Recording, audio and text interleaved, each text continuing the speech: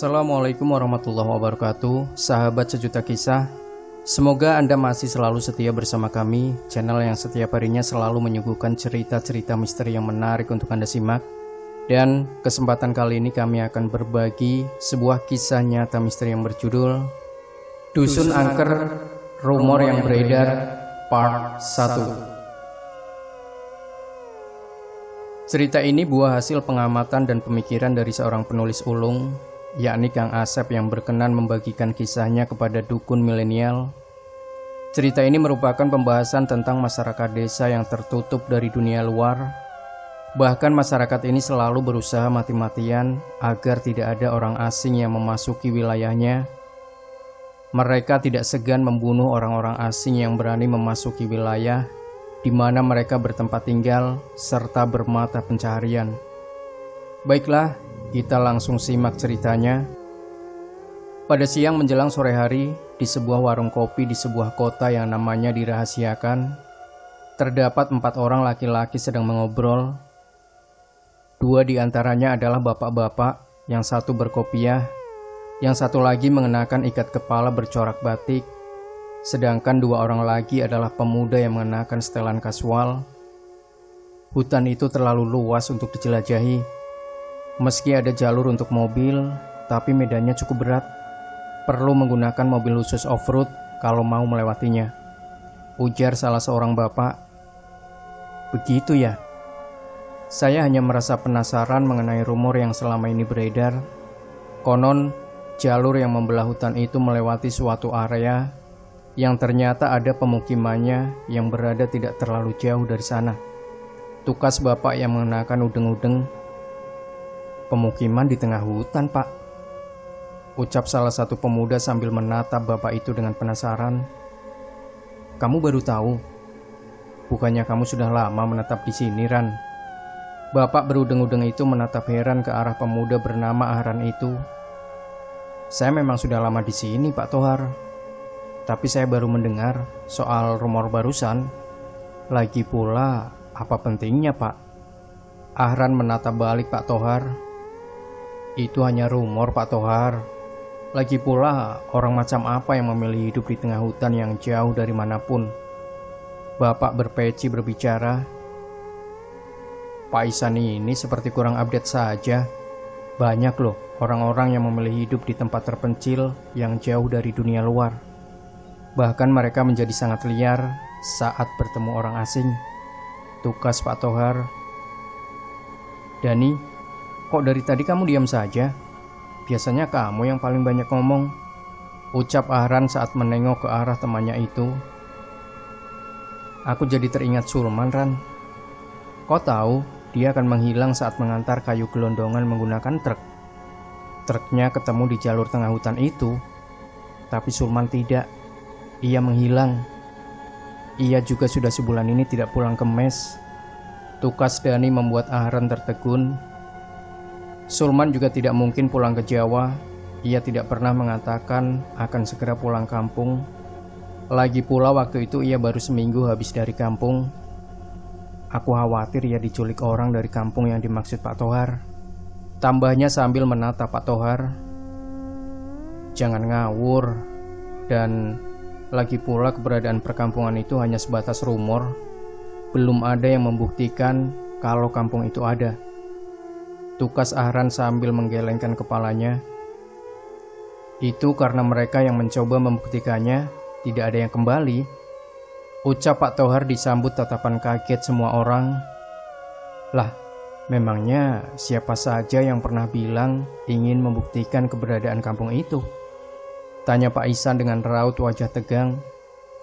Sulman itu pria pendek yang berprofesi sebagai sopir truk pengangkut kayu gelondongan, kan? Dia pernah berbicara di depan saya bahwa dia ingin melihat kampung itu dengan mata kepalanya sendiri. Dia bukan satu-satunya yang pernah berbicara begitu kepada saya. Sebelumnya pasangan suami istri bernama Idlam dan Lasri juga berbicara hal yang sama kepada saya, tutur Pak Tohar. Ahran dan Dani saling pandang, sementara Pak Ihsan terlihat menggelengkan kepalanya. Lalu, ucapnya, Sulman adalah teman kami, Pak. Bahkan ia sudah kami anggap sebagai saudara. Menghilangnya dia jelas membuat kami semua panik. Polisi bahkan tim SAR belum juga menemukannya hingga sebulan berlalu, kata Dani. Maksudmu kamu ingin mencari Sulman sendiri begitu? Tanya Pak Ihsan. Ya, tidak akan sendiri.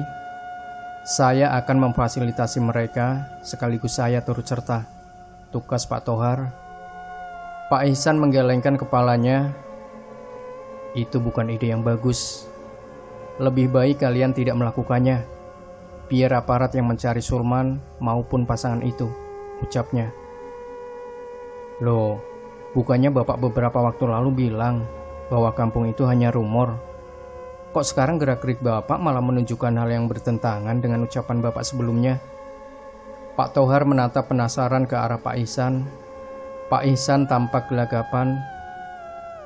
Memangnya ucapan saya barusan bertentangan dengan ucapan saya mengenai rumor kampung itu? Ucapnya seolah tidak merasa. Ahran menatap penasaran ke arah Pak Ihsan. Ia merasa jika laki-laki itu sedang menyembunyikan sesuatu. Pak Ihsan kan kenal baik dengan Sulman. Mungkin Bapak tahu hal soal dia yang tidak kami tahu.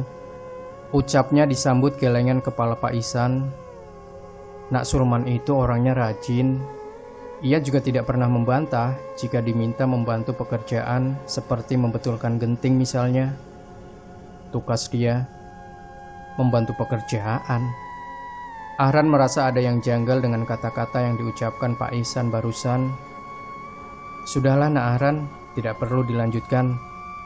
Lagi pula saya pamit mau pulang dahulu. Istri saya barusan WA, ia meminta saya pulang. Ada tamu penting, kata Pak Tohar. Lalu untuk rencana kita mencari teman kami, bagaimana itu Pak? Tanya Dani seraya bangkit dari duduknya. Pak Tohar yang sedang bersiap melangkah menoleh ke arah Dani. Kita bicarakan nanti di rumah. Kalian datang berdua ya. Kalau Pak Ihsan sendiri, apakah ada niatan untuk datang? Mungkin Bapak tertarik untuk ikut bersama kami. Ucapnya kemudian menatap ke arah Pak Ihsan yang sedang balik menatapnya. Tidak, terima kasih Pak Tohar. Lagi pula nanti malam saya mendapat giliran jaga. Tukasnya sambil menatap ke kejauhan. Waktu beranjak petang, saat pada Isya, Ahran dan Dani telah berada di rumah Pak Tohar. Mereka tidak berkumpul di dalam rumah, melainkan di sebuah gazebo yang terbuat dari bambu yang dipelitur. Malam itu mimik wajah Pak Tohar terlihat serius. Ia seperti baru mendapatkan kabar penting. Ini cukup gawat. Tamu yang datang tadi sore membawa kabar tidak mengenakan. Mereka datang sekeluarga hanya untuk memberitahu saya bahwa anggota keluarga mereka, seorang perempuan, hilang ketika ikut rombongan para off-roader. Tidak ada satupun di keluarga itu yang tahu jalur yang dilewati para off-roader tersebut. Saya bertaruh jika para off-roader itu melewati jalur di mana Sulman dan pasangan suami istri itu hilang. Ujar Pak Tohar dengan nada agak gemetar. Lalu bagaimana tanggapan Bapak? Tanya Ahran penasaran. Saya sudah berjanji pada mereka untuk melakukan pencarian ke lokasi tersebut. Kalian berdua tentu yang menjadi rekan perjalanan saya. Apalagi kalian berdua ingin menemukan Sulman, bukan? Tukas Pak Tohar. Besok setelah pekerjaan selesai, kita akan langsung berangkat, tambahnya. Apa itu tidak terlalu mendadak? Tanya Ahran dengan heran. Loh, bukannya lebih cepat lebih baik? Bahkan seharusnya malam ini juga kita berangkat. Tapi berhubung mobilnya sedang diservis, ya tunda dulu sampai jam kerja besok berakhir, kata Pak Tohar sambil mengedarkan pandangannya ke arah Ahran dan Dani. Keesokan harinya, tepat setelah jam kerja berakhir, yaitu pada pukul 4, sebuah mobil SUV warna putih melaju keluar dari kota kecil itu. Singkat cerita, keesokan harinya tepat setelah jam kerja berakhir, yaitu pada pukul 4, sebuah mobil SUV warna putih melaju keluar dari kota kecil itu. SUV tersebut melaju kencang di jalanan beraspal rata dan mulus. Kita terlalu sore berangkatnya. Sesampainya di sana kita bisa kemalaman, ujar Ahran sambil menatap ke arah kaca depan. Sebentar lagi kita tiba di persimpangan itu. Hanya sepotong jalan yang diaspal. Selebihnya adalah jalan batu yang kemudian bersambung dengan jalan tanah yang sangat becek jika musim hujan. Kata Pak Tohar yang mengemudikan mobil, "Pak, apakah Bapak tidak melihat gelagat aneh Pak Ihsan saat kemarin kita di warung kopi? Kok dia seperti gelagapan begitu saat Bapak membicarakan tentang kampung itu?" Kata Dani yang duduk di samping Pak Tohar. "Mungkin dia belum sarapan, makanya gelagapan," tukas Pak Tohar dengan santai. "Masa karena belum sarapan? Mungkin dia sedang menyembunyikan rahasia yang berkaitan dengan keberadaan kampung di tengah hutan itu," kata Dani seraya melihat ke arah sebuah rumah berdiri terpencil dengan jarak beberapa meter dari pinggir jalan raya. "Rumah itu mencurigakan. Aku barusan melihat sepasang mata yang menyala mengintip dari jendelanya," katanya. "Rumah itu sudah lama ditinggalkan penghuninya. Konon karena tanah itu milik pemerintah kabupaten. Membangun rumah di atasnya otomatis dianggap menyerobot tanah milik negara," tukas Pak Tohar seraya melihat ke arah pertigaan. Ia kemudian membelokkan kendaraannya ke arah kanan. Ini dia jalur menuju tengah hutan rimba. Yang saya tidak suka dengan jalur ini adalah banyaknya truk yang parkir sampai menutupi badan jalan, katanya seraya melihat ke arah 3 truk yang terparkir hingga memakan badan jalan. "Masih mending truk biasa, Pak.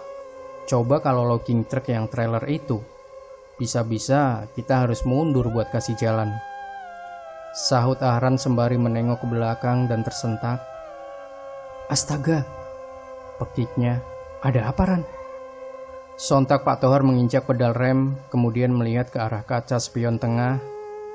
Dani juga lantas menengok ke belakang ke arah Arhan. Di bangku tengah hanya Arhan yang wajahnya terlihat memucat. Ia juga terdengar melafalkan ayat kursi. "Ada apa sebenarnya, Ran?" "Tidak ada apa-apa tuh," kata Dani dengan gusar. Arhan mencoba menenangkan diri, kemudian menghela nafas beberapa kali. "Sumpah makhluk itu ada di bangku belakang. Kedua matanya itu bersinar warna merah. Ia seperti nenek-nenek berambut hitam mengembang begitu," ucapnya membuat Dani terkejut. "Seperti nenek-nenek berambut hitam mengembang? Salahku tadi melihat ke arah rumah itu. Artinya dia mengikuti kita," tugas Dani seraya bergidik. "Maksudmu?" tanya Ahran penasaran.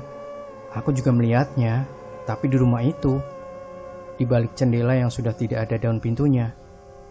Ia melihat ke arahku seperti ingin menerkamku," tukas Dani.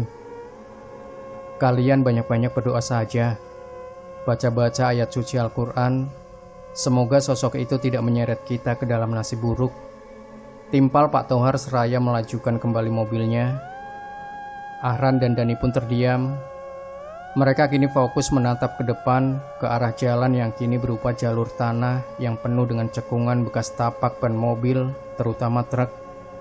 Jalur tanah tersebut membelah sebuah perkampungan dengan ramainya aktivitas para warganya. Rumah-rumah tampak berderet di sepanjang kiri dan kanan jalan yang dilewati. Saat Pak Tohar memacu kendaraannya dengan kecepatan agak tinggi, karena menemukan jalan yang berkontur rata, mendadak seorang nenek-nenek muncul menghadang. Otomatis Pak Tohar menghentikan laju mobilnya. "Astagfirullahaladzim, Nek, ngapain ngehalangin jalan? Untung saja saya sigap berhentiin mobil," pekik Pak Tohar kemudian melihat ke arah nenek tersebut. Nenek itu tampak berbicara dengan bahasa lokal yang tidak dapat dimengerti. "Dia bicara apa?" tanya Ahran sambil menatap ke arah nenek itu. Dari gerik-geriknya sepertinya dia ingin kita putar balik. Dia melarang kita meneruskan perjalanan, tukas Pak Tohar. "Lalu apa kita akan kembali saja?" "Oh, rupanya sudah hampir maghrib," kata Ahran sambil melihat ke depan. Mendadak terdengar suara klakson nyaring dari belakang. Saat menengok, rupanya sebuah truk logging trailer yang kosong melaju melewati mobil Pak Tohar melalui jalur sebelah kiri yang kosong. Si nenek tiba-tiba berlari ke arah truk itu, berusaha untuk menghentikannya, namun gagal. Truk trailer tersebut berhasil lewat hingga semakin menjauh saja dari sana. Si nenek tampak mencak-mencak, kemudian melemparkan batu ke arah truk yang telah melewatinya dengan tidak sopan itu. Saat ia melihat ke arah mobil yang dikendarai Pak Tohar, mobil tersebut sudah tidak ada. Si nenek pun bersungut-sungut saat melihat SUV putih tersebut telah jauh melaju mengikuti truk trailer tersebut. "Maafkan kami, Nek. Bukannya kami tidak mau mendengarkanmu, tapi kami tidak mengerti bahasamu," ucap Pak Tohar seraya terkekeh.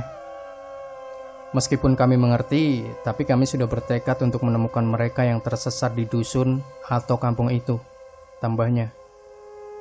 "Tidak usah nyerocos, Pak. Nenek itu tidak akan mendengarnya. Kalaupun mendengarnya juga ia belum tentu mengerti," serga Ahran. SUV yang dikemudikan Pak Tohar melaju perlahan melewati jalan tanah yang mulai becek. Apalagi truk di depan melaju tersendat karena mengalami slip di jalur licin dan becek itu. "Di sini habis hujan ya? Kalau saja lagi musim kemarau, jalanan seperti ini gampang dilewatinya," ujar Dani seraya melihat ke arah kaca spion di hadapan kirinya. Ia tertegun saat melihat sosok tepat di belakang Ahran sedang bersiap mencengkram bahu temannya itu. "Ahran, cepat menyingkir, dia di belakangmu," pekiknya. Mobil yang mereka tumpangi mengalami slip saat roda belakang terperosok ke dalam jejak ban truk yang cukup dalam. "Ah!" Ahran berteriak panik sembari ia bergulir ke kanan. Saat melihat ke bangku belakangnya, tampak sosok itu sedang menyeringai. "Baca, Ran, baca!" teriak Dani sembari membaca ayat kursi. Sedangkan Pak Tohar yang turut dibuat panik, tidak lantas menoleh ke arah belakang di mana Ahran sedang ketakutan. Ia tetap melihat ke depan, ke arah truk yang posisinya kini melintang menghalangi jalan. "Pekerjaan lagi. Kita harus keluar. Tinggalkan saja itu," ucapnya seraya mematikan mesin.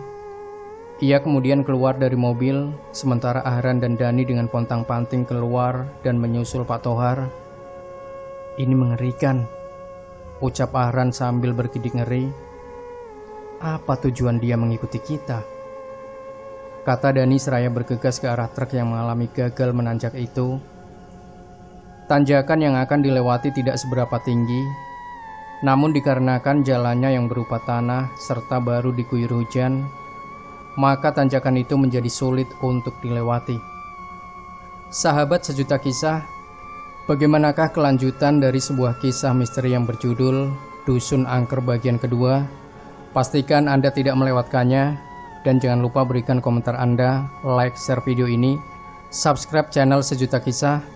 Wassalamualaikum warahmatullahi wabarakatuh.